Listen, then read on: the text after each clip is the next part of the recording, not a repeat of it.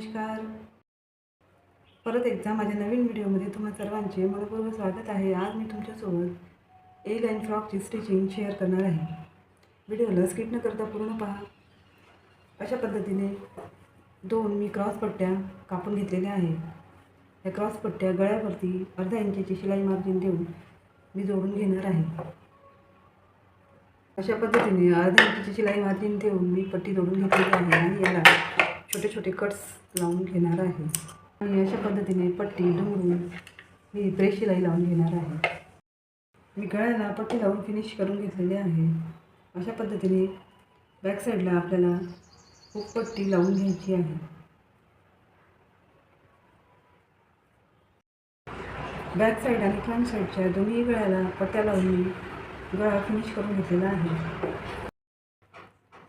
कमरेच्या भागाला आपल्याला इथे इलास्टिक लावून घ्यायचे आहे. अशा पद्धतीने कमरेचे माप आहे त्याच्या अर्धे मी इलास्टिक घेतलेले आहे.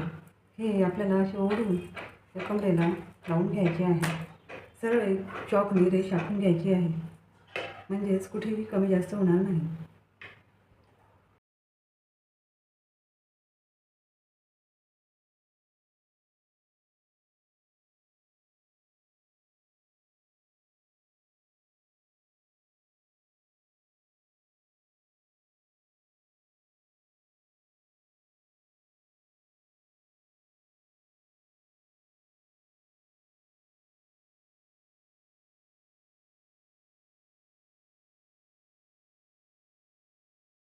अशाच पद्धतीने मी समोरच्या पार्टलाही आणि मागच्या पार्टलाही इलास्टिक लावून घेतलेले आहे.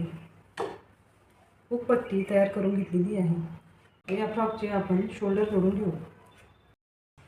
अशा सिंपल पद्धतीने आपल्या ए लाईन फ्रॉकची स्टिचिंग पूर्ण झालेली आहे.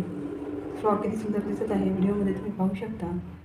असेच नवनवीन व्हिडिओ पाहण्यासाठी माझ्या चॅनलला लाईक शेअर सबस्क्राईब करायला विसरू नका. व्हिडिओ पाहिल्याबद्दल मनपूर्वक खूप धन्यवाद तुमचे.